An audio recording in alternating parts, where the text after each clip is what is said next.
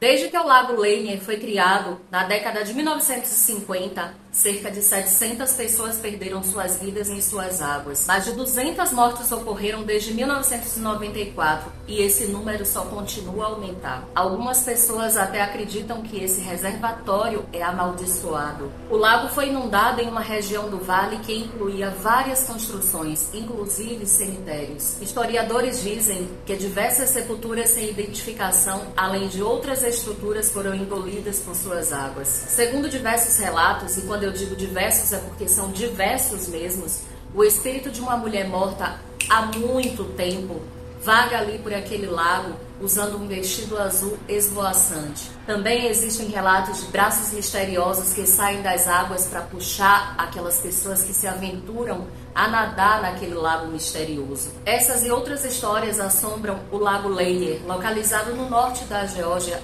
há décadas. Ficaram curiosos? Então se liga na história.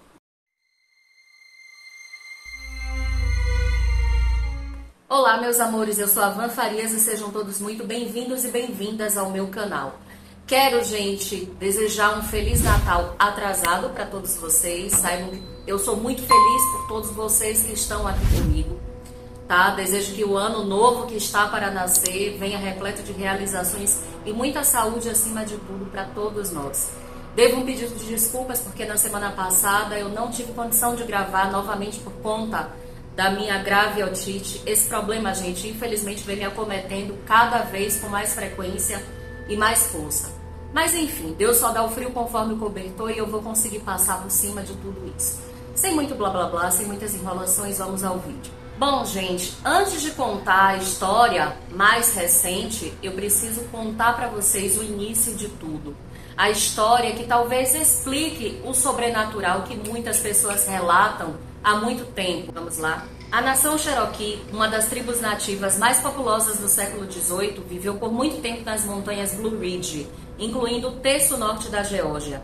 O colonialismo e a expansão de assentamentos europeus e americanos causaram muitas disputas e conflitos entre os nativos e colonos, e apesar de assinar vários tratados com os governos britânico e americano, os Estados Unidos acabaram decidindo que essa grande tribo nativa não poderia permanecer em sua localização nativa no norte da Geórgia na década de 1830.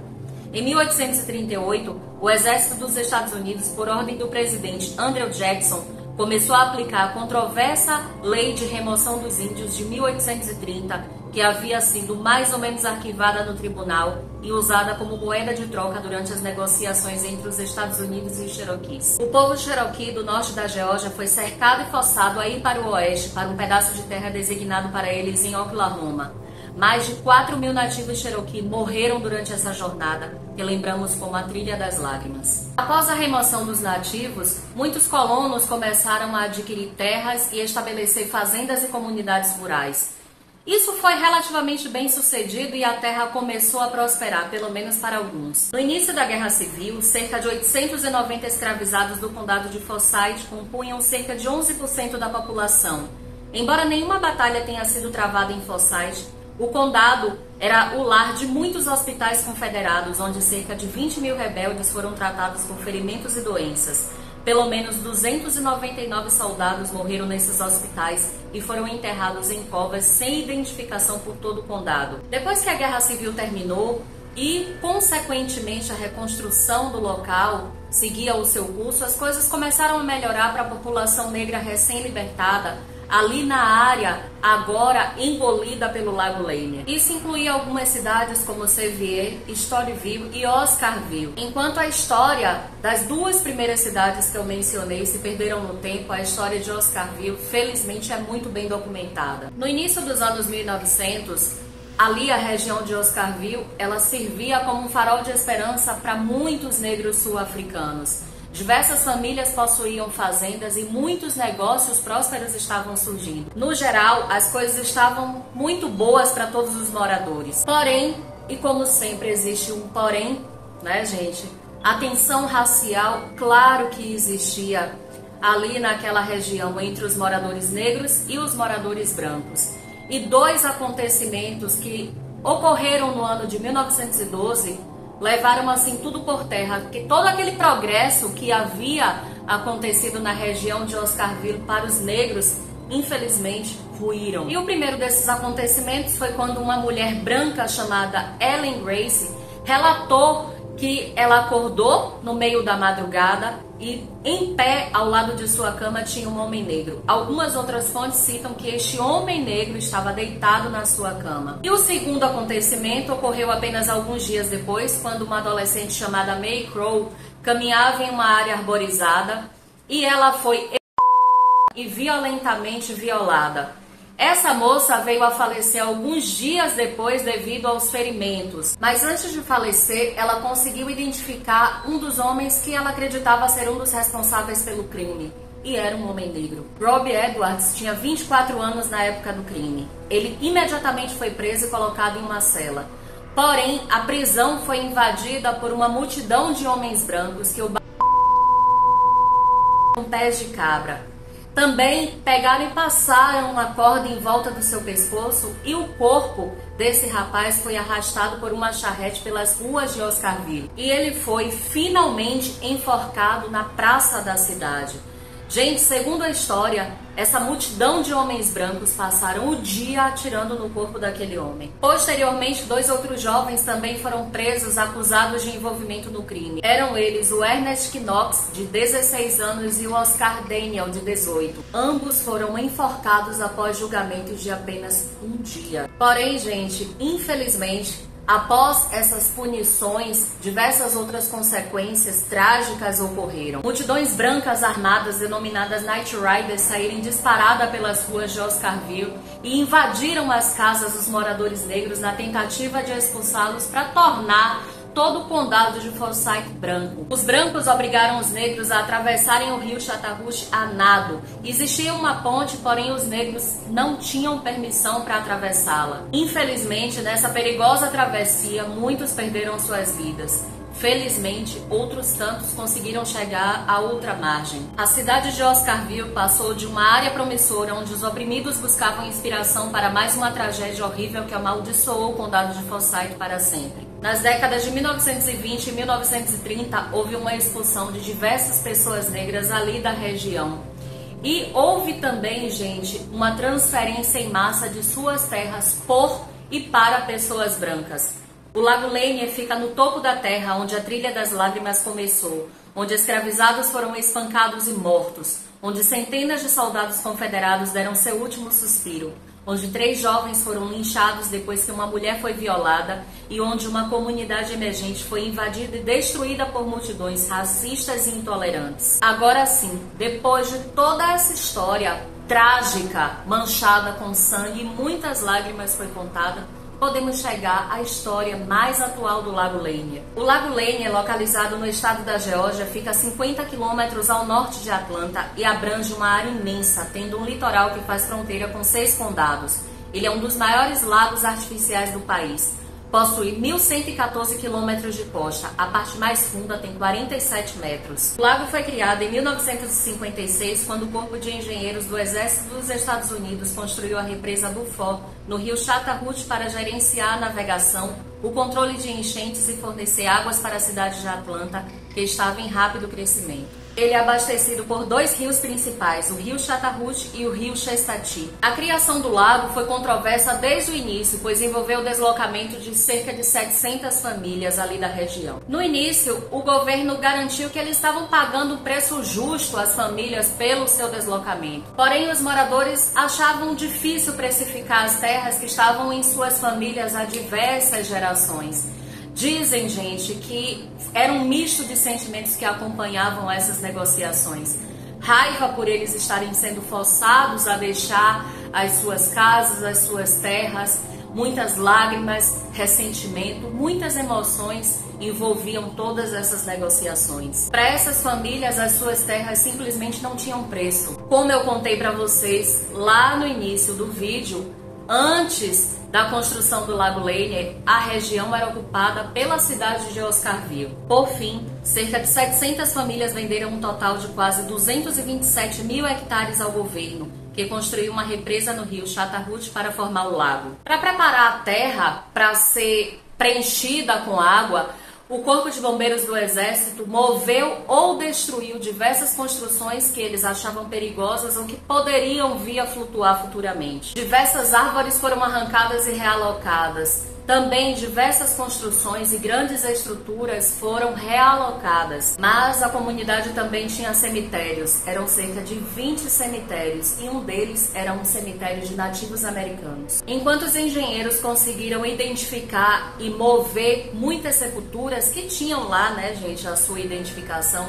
diversas sepulturas que não eram identificadas, ou seja, as mais antigas, continuaram lá naquele local, ou seja, muitas sepulturas continuam sim lá no fundo do Lago Lane. Segundo César Yarborough, um porta-voz do Corpo de Engenheiros do Exército dos Estados Unidos, as capacidades limitadas da época tornam provável que descobertas inesperadas de restos mortais humanos sejam possíveis, seja dos períodos anteriores à Guerra Civil e da Guerra Civil, ou de origem nativa americana dos tempos pré-coloniais e antigos. Uma antiga pista de corrida de automóveis perto de Gainesville também foi deixada para trás. Ela permanece no fundo do lago, embora o Corpo de Engenheiros tenha removido suas arquibancadas para que elas não flutuassem até a superfície e causassem perigo para os barcos. As fundações de alguns blocos de concreto também ficaram submersas. Algumas pessoas relatam escutar o badalar de sinos de uma igreja submersa, porém o porta-voz do Corpo de Engenheiros do Exército dos Estados Unidos falou que isso não é possível. Segundo ele, não se sabe de nenhuma estrutura desse porte devido à sua torre, se é que existia alguma torre,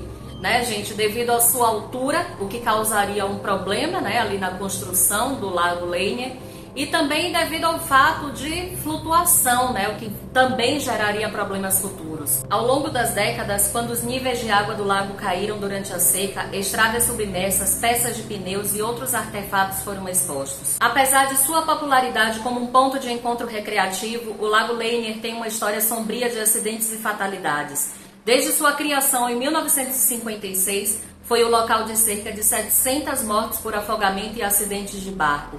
Esse número alarmante levou muitos a acreditarem que o lago é amaldiçoado, alimentando os rumores de assombrações e ocorrências sobrenaturais. As certidões de óbito comprovam que a quantidade de pessoas que morreram afogadas ali no Lago Lanier é 3 vezes superior à quantidade de pessoas que se afogaram em todas as águas costeiras do estado da Geórgia. Existem corpos, gente, que nunca mais foram recuperados. Porém, falando de uma forma mais lógica, estatisticamente é comprovado que a maioria dessas pessoas que morreram não usavam colete salva-vidas.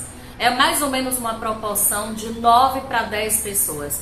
Vamos combinar, né, gente, que existe toda essa fama de um grande número de afogamentos e as pessoas vão nadar em um lago desse sem colete salva-vidas, é vacilo demais, não? Uma das lendas urbanas mais populares envolvendo ali o Lago Lanier ocorreu na ponte da rodovia 53, quando um carro despencou ali e matou 2 mulheres. E essa dama que aparece usando um vestido azul ficou conhecida como a Dama do Lago. Delia Mae Young e Susie Roberts foram para uma boate ao lado do lago para poder se divertir. As duas foram vistas pela última vez saindo de Dawsonville em um Ford Sedan 1952, na noite de 10 de abril de 1958, quando Suzy perdeu a direção e o carro despencou da ponte e as duas morreram afogadas. Mais ou menos 18 meses depois desse acidente, o corpo decomposto de uma mulher emergiu ali do lago, sendo que esse corpo estava sem as 2 mãos e sem 2 dedos dos pés, o que tornava impossível identificar esse corpo como sendo o da Suzy ou da Delia. Em 1990, alguns trabalhadores estavam fazendo um serviço na ponte de assentamento de estacas, quando avistaram algo de estranho nas águas. Quando foram verificar do que se tratava, os mergulhadores encontraram o carro com a Susie Roberts dentro. O corpo da Susie, gente, foi encontrado exatamente 32 anos depois daquele acidente fatal. Ou seja, aquele corpo que emergiu 18 meses após o acidente era o da Delia Young. Muitas pessoas relatam que nas primeiras horas da manhã é possível ver o espírito de uma mulher vagando perdida ali pela ponte do Lago Lanier. E essa mulher está sempre usando o mesmo vestido azul. Outras pessoas relatam que a Dama do Lago vagueia ali pela ponte à noite, sempre usando um vestido azul. e vale ressaltar que essa aparição é sempre vista sem as mãos. Também existem diversos relatos de pessoas que quando foram nadar ali no Lago Lanier foram puxadas por mãos invisíveis. Algumas pessoas dizem que o Lago Lanier é assombrado, outras pessoas dizem que o lago é amaldiçoado. Algumas pessoas também relatam que perderam objetos ali de forma inexplicável. Porém, gente, eu acho que isso daí é uma coisa mais fácil da gente explicar, né? Ali é um lago, né, uma região recreativa, então a gente sabe que muitas pessoas passam dos limites com o álcool e às vezes até a distração, né, gente, nos faz perder objetos sem que a gente saiba como. Isso é muito comum de acontecer. Existem também relatos, aí eu já acho mais estranho, de pessoas que estavam ali fazendo uma fogueira e de repente aparecem pessoas desconhecidas que depois desaparecem como fumaça. Eu encontrei algumas informações que ali na região do Lago Lanier estava sendo construído, infelizmente eu não sei afirmar para vocês se já ficou pronto, eu acredito que sim, um complexo hoteleiro com tuboáguas, hospedagens de luxo, hospedagens mais acessíveis, que seria construído ali na região do Lago Lanier. Mas como eu falei para vocês, eu não sei informar se isso já ficou pronto, tá, gente? Se esse complexo já ficou pronto e já foi entregue ao público. Caso vocês saibam, deixa aqui pra mim que eu vou adorar saber, tá? E por fim, gente, depois de contada toda essa história, eu quero fazer algumas indicações pra vocês, mas fazendo uma referência àquela história contada, aquela história tão triste ali do condado de Oscarville. Eu indico os filmes Um Estado de Liberdade, disponível no Amazon Prime e na Apple TV. O filme Tempo de Matar, disponível no Amazon Prime e Disney+. Enterra em Meu Coração na Curva do Rio, disponível no Amazon Prime Video e Max. O filme Amistad, disponível no Mercado Play e Google Play Filmes. E o filme Tio, A Busca por Justiça, disponível no Amazon Prime Video, na Apple TV e Google Play Filmes. Inclusive, gente, esse filme Tio, A Busca por Justiça foi baseado na história do linchamento e do pobre menino Emmett Till, que eu tenho um vídeo que eu conto a história na íntegra aqui no canal. Eu vou deixar na tela final o link caso vocês queiram assistir. Eu já aviso de antemão que pra quem não assistiu é um vídeo assim super forte, gente. É um dos vídeos mais cruéis que eu tenho aqui no canal. Tem uma série na Netflix, que é essa que tá aparecendo aqui pra vocês, que fala sobre o Lago Lanier. Inclusive ela tem cerca de 30 minutos, não é nem um pouquinho cansativo, vale a pena vocês assistirem, tá bom? E é isso, meus amores, espero que vocês tenham gostado do vídeo. Beijos nos seus corações, até o próximo vídeo. Tchau, tchau.